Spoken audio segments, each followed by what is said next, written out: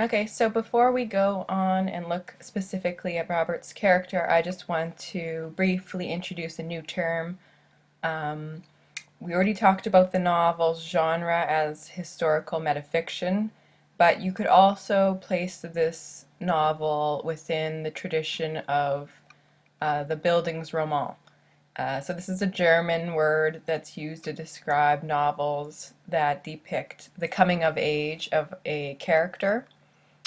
And usually it's the protagonist who is developing over the course of the story. So they move from being sort of childlike and having a sort of naive or innocent view of the world to going through different experiences and often uh, moments of crisis to gain a more mature view of the world by the end of the novel. So the Bildungsroman is a novel of development, is how it sort of can be translated.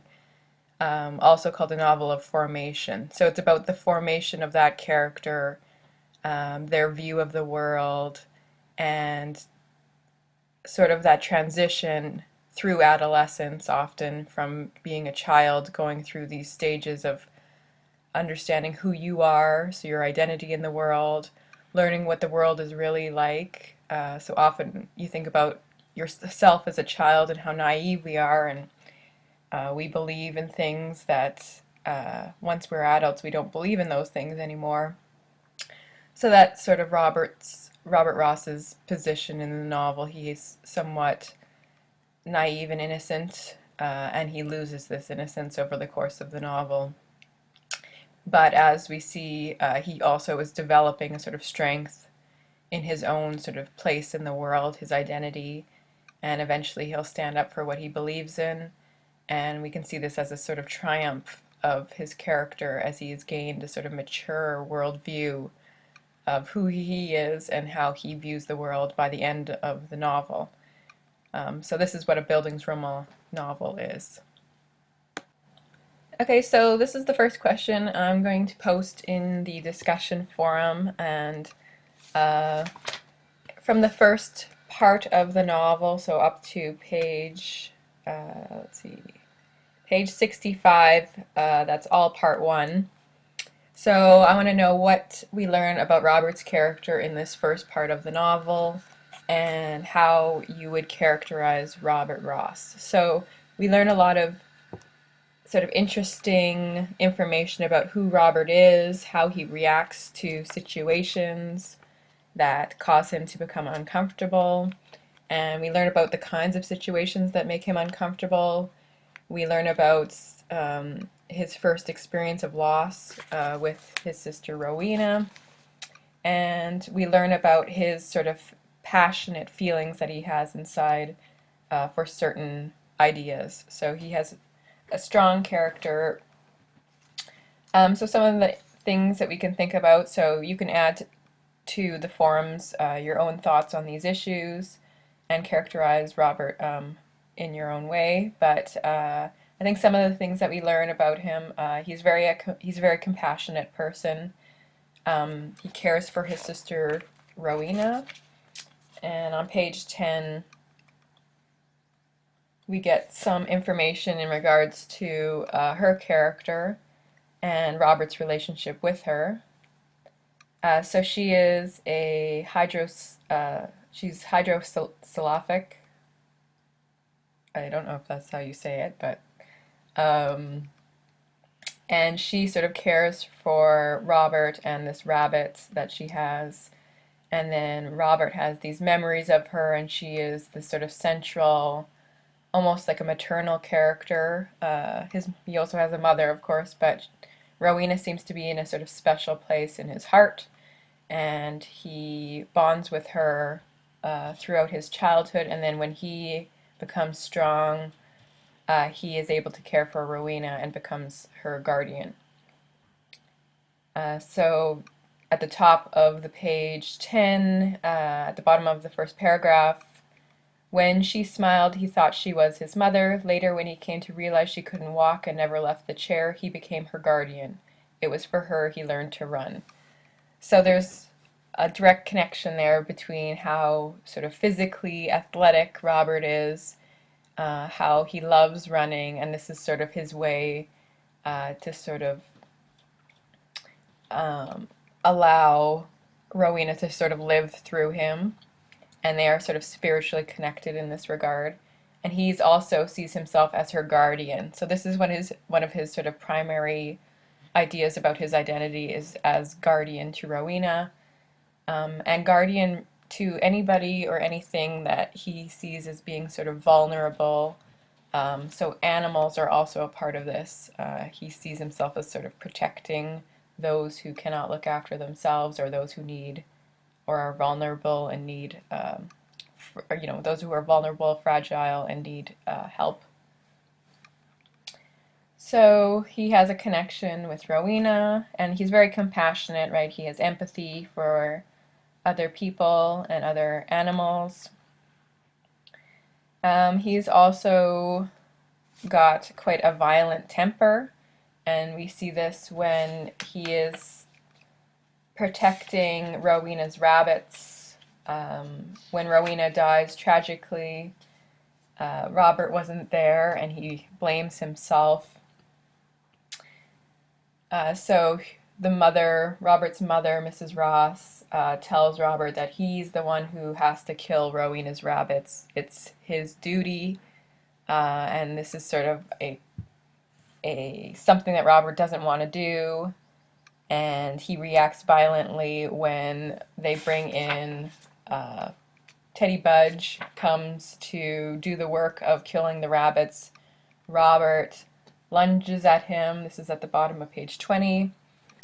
Robert regained his feet and lunged, butting his head like a battering ram between the giant's shoulder blades. Teddy only knew that he was being attacked. He couldn't see who by, and he couldn't imagine why. His reaction was immediate and sensible under the circumstances.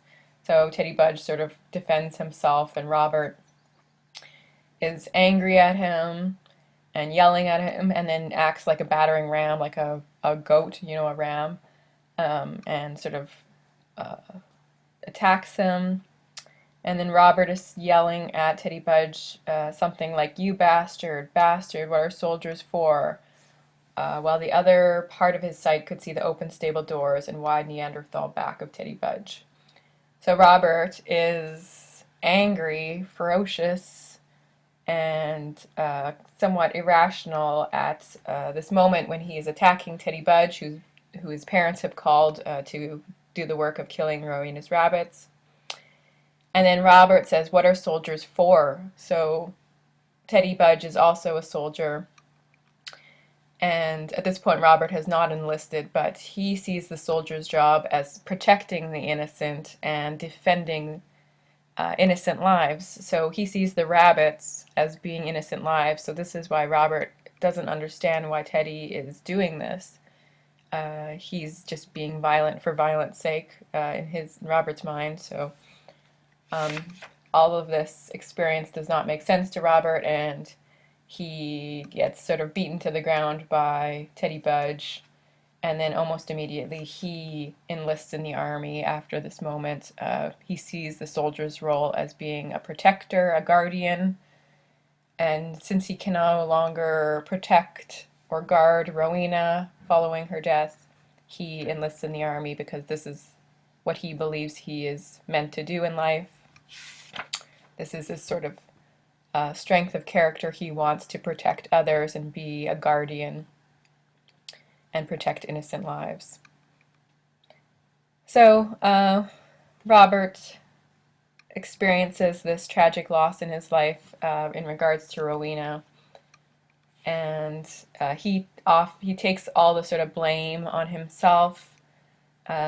So on page 16, Rowena fell, and given her condition, her fragile physical condition, she does not live through that.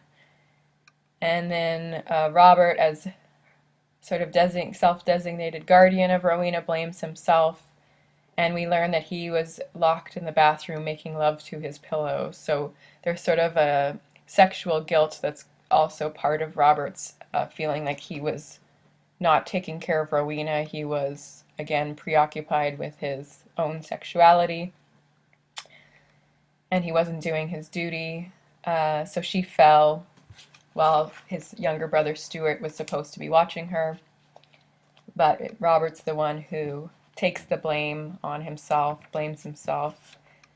And so it also maybe, I don't know if you want to read it psychologically, but maybe he's also enlisting in the army as a kind of self-punishment for this action, for not being there for Rowena. So maybe that has something to do with it as well, why he enlists. It's somewhat of a mystery because he didn't believe in the war the same way that other people did. Um, there was a lot of sort of propaganda and nationalistic pride, patriotism that was evident, and Robert was not taking part in that. So in an earlier scene on page 9, there's a description of a photograph where Robert is shown on the sidelines of the crowd that's all celebrating the soldiers, and this is on page 9. So a band is assembled on the band's shell, red coats and white gloves. They serenade the crowd with soldiers of the Queen. You turn them over, wondering if they'll spill, and you read on the back, the faintest ink in a feminine hand, Robert, but where? You look again, and all you see is the crowd. And the band is still playing, quite undisturbed, and far from spilled. Then you see him, Robert Ross, standing on the sidelines with pocketed hands, feet apart, and narrow eyes. His hair falls sideways across his forehead. He wears a checkered cap and dark blue suit. He watches with a dubious expression, half admiring, half reluctant to admire. He's old enough to go to war. He hasn't gone. He doubts the validity in all this marshalling of men, but the doubt is inarticulate. It stammers in his brain. So at this point, when Rowena is still alive, he has no sort of desire to go to war. He is just watching from the sidelines this big show of patriotism, and he